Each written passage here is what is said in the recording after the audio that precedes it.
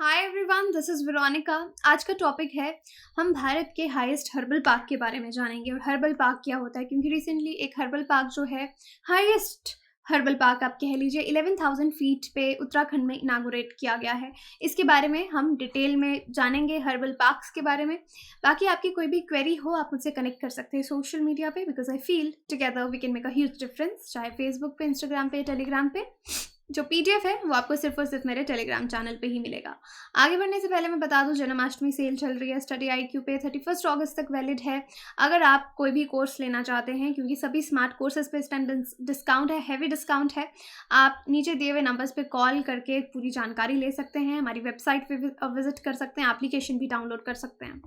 साथ में जो यूपीएससी सीएससी का कोर्स है, उस पर भी इस टाइम डिस्काउंट, जन्माष्टमी सेल जो है वो चल रही है। तो चलिए अब हम आते हैं अपने टॉपिक पे, हर्बल पार्क्स पे। हर्ब्स क्या होती हैं? यहाँ पे वर्ड आपको दिख रहा होगा, हर्ब्स, जड़ी बूटी।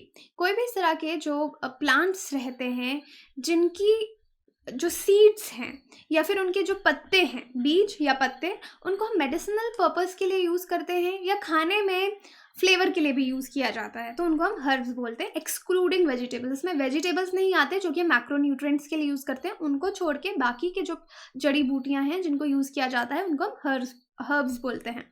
हर्बल पार्क जो है गवर्नमेंट के इस तरह के जो एफर्ट्स हैं उनका पार्ट है, जहाँ पे गवर्नमेंट इन हर्ब्स को बचाना चाहती है ताकि ये एक्सटिंक्ट ना हो जाएं, डिप्लीट ना हो जाएं। तो इसलिए हर्बल पार्क्स जो हैं वो बनाए जाते हैं। और जो ट्रेडिशनल, अगर आप देखेंगे हमारे देश में बहुत ट्रेडिशनल सिस्टम है मेडिसिन को अलाइव रखने का, स्पेशली जो ट्रेडिशनल मेडिसिन हैं। घर में ज़रा सी खांसी जुकाम होता है तो घर वाले बोलते हैं कि तुलसी का कहवा देंगे आपको पीने के लिए, या काढ़ा बना के देंगे।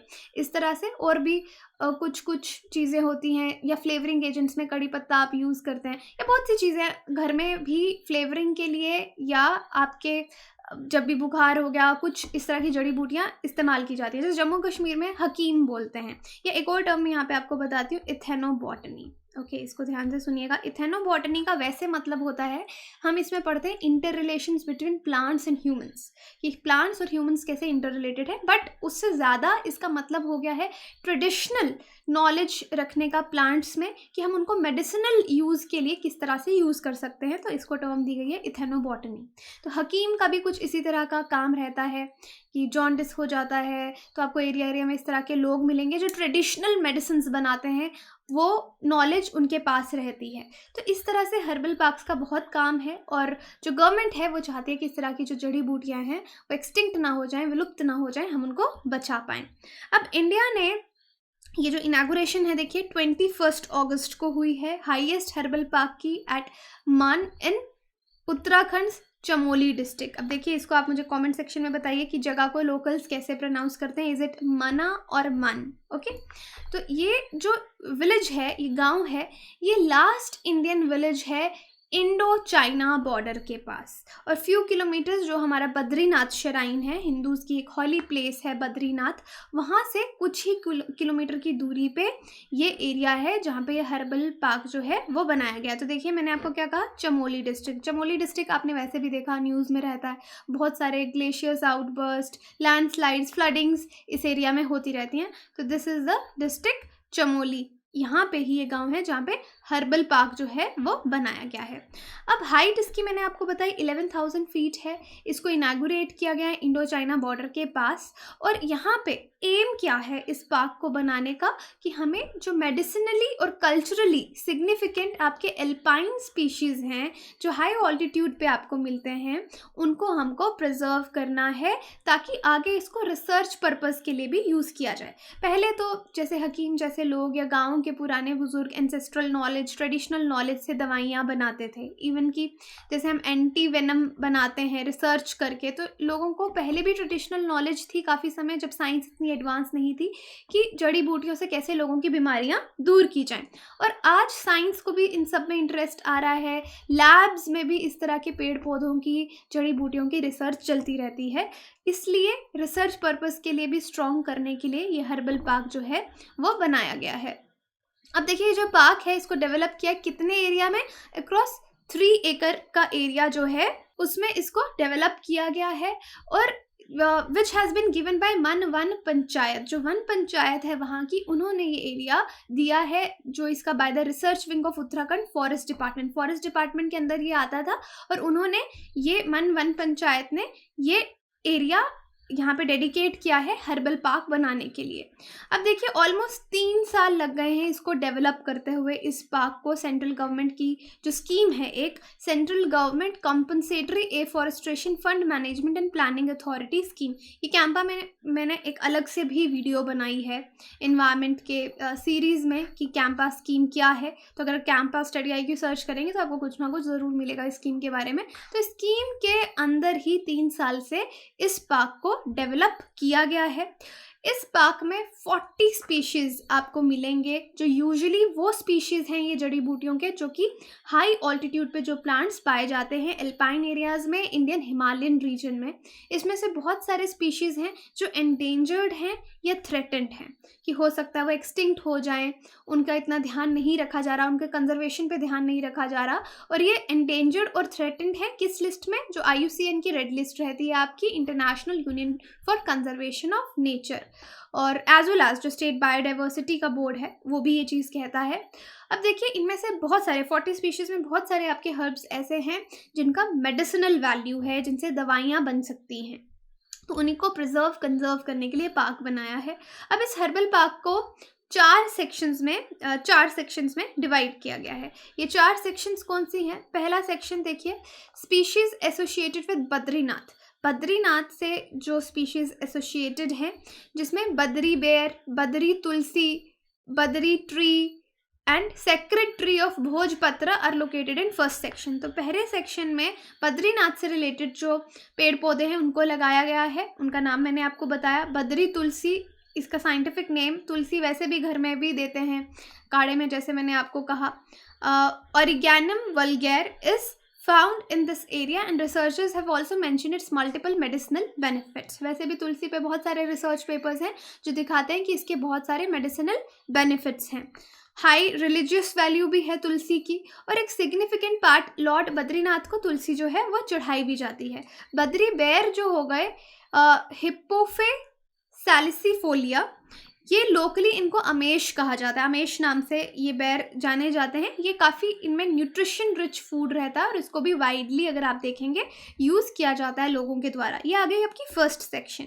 उसके बाद है आपकी सेकंड सेक्शन। यहाँ पे अष्टवर्गा स्पीशीज़ जो हैं वो सेकंड सेक्शन में लगाए गए हैं। इसमें आपके 8 तरीके के हर्ब्स आते हैं जो कि हिमालय रीजन में ही पाए जाते हैं, और ये कौन से हैं? रिद्धि, जीवक, इनके आगे मैंने इनके साइंटिफिक नेम्स भी लिखे हैं, वृद्धि, ऋषभक, ककोली, शीर ककोली, फिर मैदा, महामैदा। तो ये इस तरह के हर्ब्स जो हैं ये नेक्स्ट सेक्शन में लगाए गए हैं।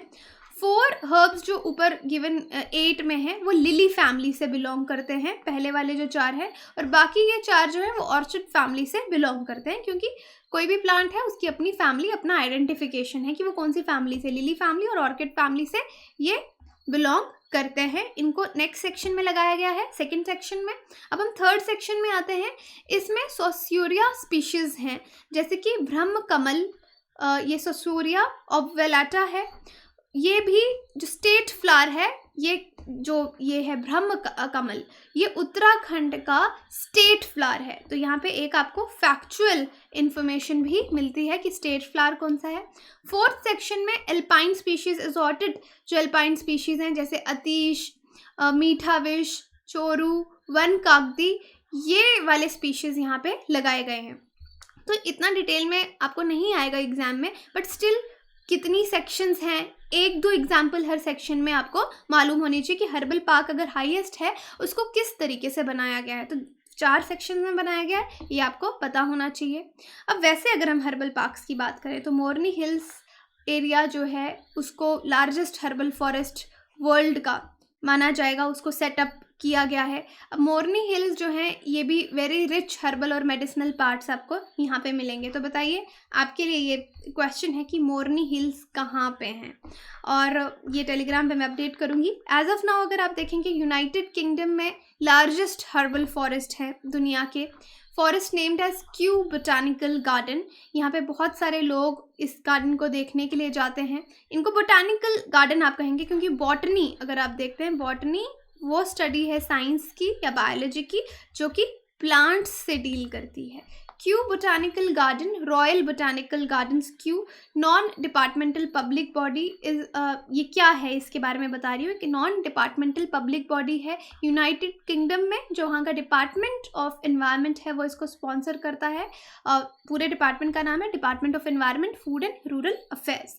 इनका भी मिशन मेन यही है कि साइंटिफिक डिस्कवरी रिसर्च जो है, इनके जो हर्ब्स हैं उनका क्या पोटेंशियल है, क्या इन्फॉर्मेशन है, प्लांट्स फंजाई क्या यूजेस हो सकते हैं, उस पर ये लोग रिसर्च करते हैं। 2003 में अगर आप देखेंगे क्यू गार्डन्स को डेजिग्नेट किया गया है यूनेस्को वर्ल्ड हेरिटेज साइट्स।